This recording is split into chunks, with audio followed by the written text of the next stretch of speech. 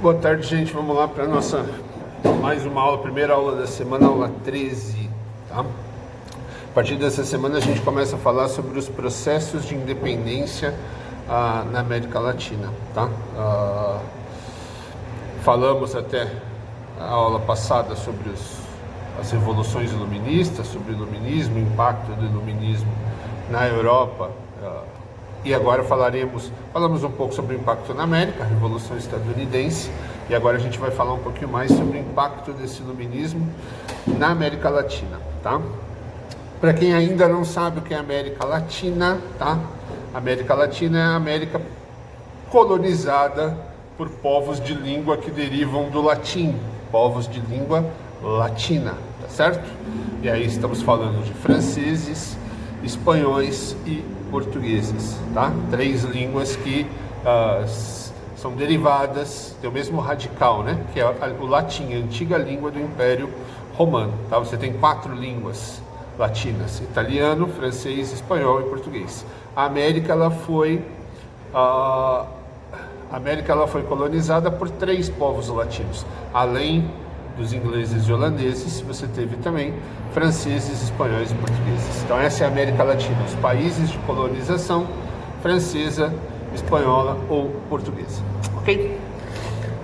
Todos os países da América, todos, sem exceção, eram colônias, tá? Então eles pertenciam, desde a descoberta da América, eles pertenciam às metrópoles, que eram os seus donos europeus, certo?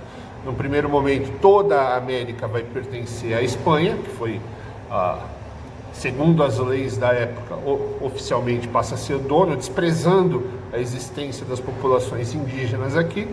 Os europeus determinam que a América, né, o novo continente, vai pertencer à Espanha.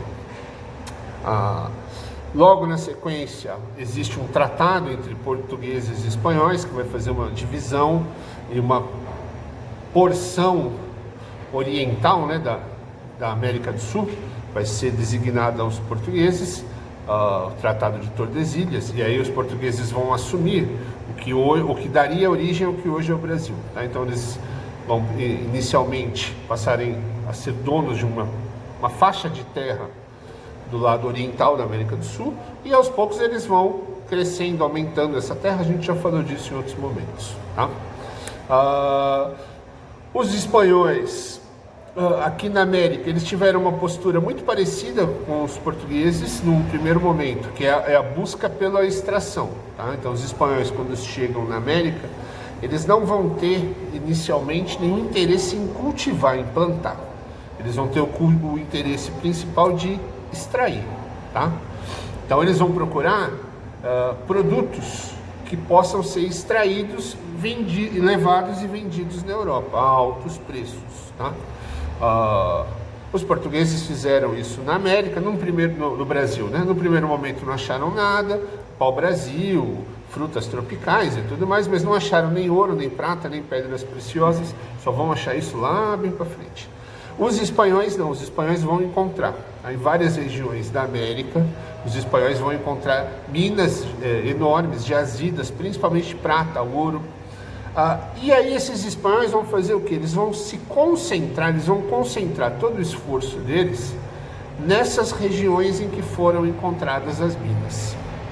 E as outras áreas meio que eles vão abandonar no sentido assim, não vão investir nessas regiões, deixando essas áreas abertas a invasões de outros países, tá?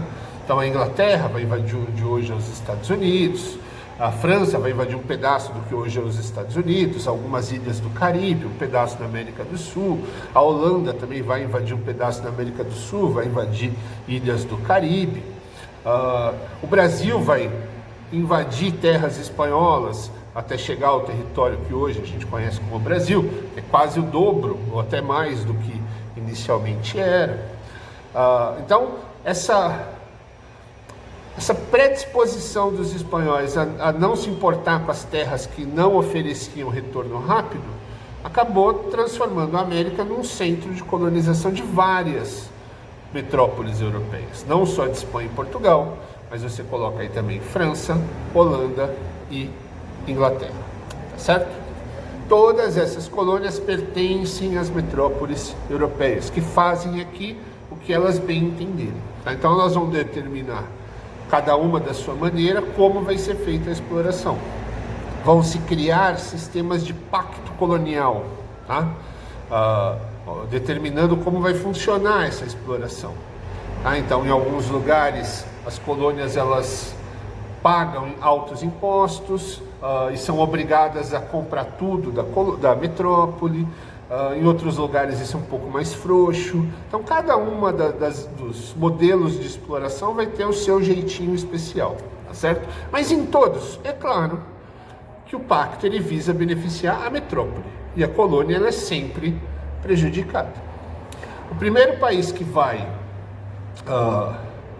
lutar contra isso é os Estados Unidos. A gente já falou sobre a Revolução dos Estados Unidos, a guerra de independência dos Estados Unidos contra a Inglaterra, que vai ocorrer por vários motivos, e os principais aos absurdos, aos exageros de exploração do rei da Inglaterra nos Estados Unidos, nas 13 colônias americanas, tá? Que vai forçar os colonos a declararem guerra, a lutarem, obviamente amparados pelos ideais iluministas, conscientes de que podem construir algo novo, um país moderno, trazer aquelas colônias tão atrasadas como assim, a vanguarda da modernidade. E aí nos Estados Unidos vai acontecer essa guerra que vai gerar a independência americana e o surgimento da primeira república democrática nos moldes iluministas da história.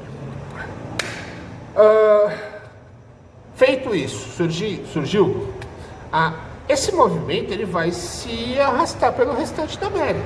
A América toda vive uma mesma situação, o mesmo molde de exploração. Alguns mais agressivos, outros menos, mas todos eles basicamente na mesma linha. Trabalho escravo, exploração dos indígenas. O sucesso dos Estados Unidos nessa guerra de independência motivou e alastrou os ideais iluministas por toda a América. Então as elites de toda a América, seja espanhola, francesa, portuguesa, vão começar a consumir esses ideais iluministas, vão se motivar a lutar também pelo mesmo que os Estados Unidos. Então vamos lá. Então esse movimento, conforme esses ideais vão se alastrando pela Europa, esse movimento em alguns lugares ele vai ser estabelecido de uma maneira mais planejada, tá? Principalmente nas mãos de Simão Bolívar e San Martín, tá? Falaremos deles na aula a seguir, tá? Mas são aqueles que vão assumir o papel de libertadores da América. Inclusive o campeonato Libertadores da América é feito em nome deles, tá? Em homenagem a eles. Mas esse movimento não é só isso, não é só essa ação de Bolívar e San Martín, tá?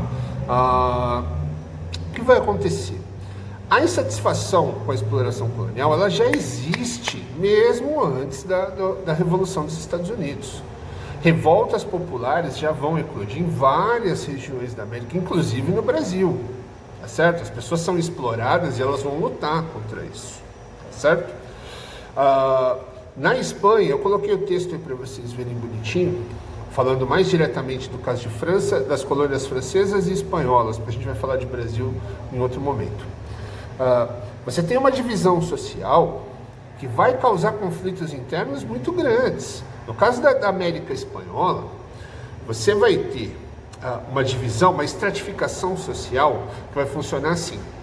O espanhol, o colono que vem para cá, que vive na América, que nasceu na Espanha, ele é considerado espanhol, ele vai ter inclusive outro nome, tudo, mas ele é dado outro nome, mas ele é espanhol. E ele vai ter direito a todo aquele pacote de direitos de cidadão espanhol, de cargos, de funções, de salário, de obrigação, tudo igual. É como se fosse um espanhol, um espanhol na América, ele é tratado como um espanhol na América, com todos os direitos que qualquer espanhol tem, dentro do Império Espanhol.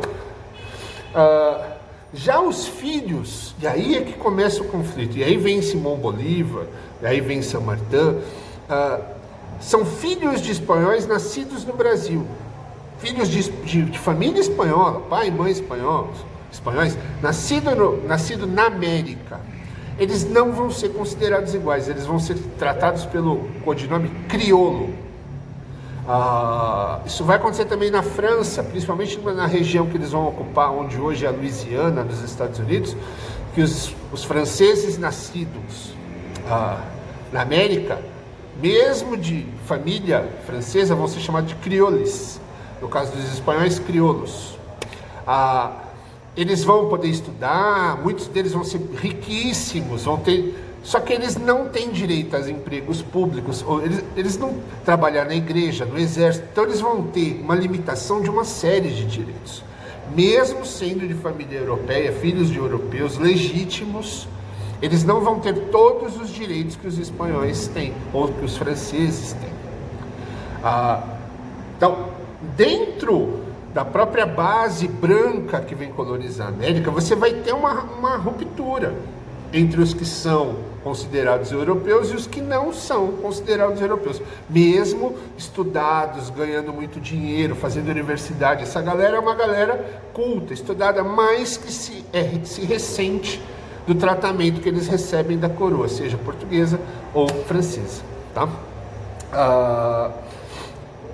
Essa é a galera que vai pegar mais forte esses ideais, que vai se aliar a esses ideais iluministas, tá certo? Vou dar 2 exemplos para vocês, no texto vai falar 3, no texto vai falar melhor sobre eles, eu não vou me alongar tanto, que você tem os textos aí mais detalhados. Você vai ter no Peru uma revolta.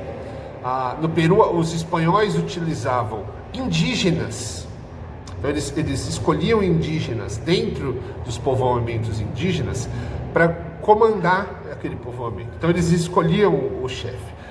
A esse chefe era dado várias coisas. O chefe não no sentido de chefe indígena, tá? Mas do líder do povoamento. Ele tinha direito a estudar, tinha empregos um pouco melhores. Era tipo um suborno para que ele fizesse com que o povoamento obedecesse às ordens da coroa, que as revoltas fossem contidas por gente de dentro mesmo do povoamento. A exploração aos indígenas era terrível. A exploração aos indígenas, aos escravos africanos e até aos mestiços, que eram filhos de europeus com índios ou africanos, a exploração era absurda. Então, esse pessoal que era escolhido dentro dos povoamentos, tinha a função de, lá dentro, fazer um diálogo para evitar revoltas contra os europeus.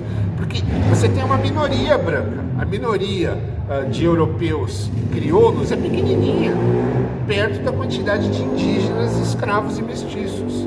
Então você tem que controlar as revoltas de dentro, essa era a ideia da coroa. Só que às vezes essa galera escolhida se revoltava, foi o que aconteceu no Peru.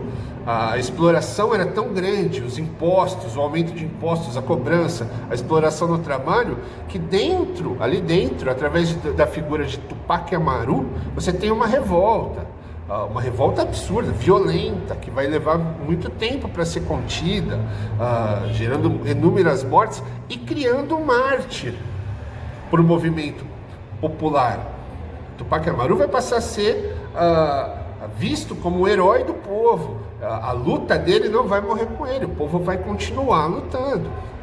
Você vai ter crioulos que vão ficar ao lado, fascinados por essa luta. Você vai ter isso novamente em Nova Granada, onde entre os crioulos da região vão se unir e montar um processo de revolta contra a exploração da metrópole. Você vai ter depois no Haiti, e aí, derivado da dominação francesa, dominado da Revolução Francesa, que vai extinguir a escravidão, depois vai retornar dessa confusão que é feita no governo francês. Você vai ter dentro do Haiti, que é uma colônia francesa no Caribe, na América, você vai ter o surgimento de lideranças ex-escravas que vão lutar, vão enfrentar, vão assumir posições e vão libertar o Haiti da dominação francesa. O Haiti vai ser o segundo país da América independente. O Haiti, pequeno, pobre, miserável, com a população basicamente escrava, vai para a rua, vai lutar, vai matar e expulsar os dominadores, e o Haiti vai se tornar independente. Então, os movimentos contra a dominação colonial, eles vão existir de antes, durante e após a Revolução dos Estados Unidos. A Revolução dos Estados Unidos, ela não vai trazer a revolta, ela não vai trazer a insatisfação.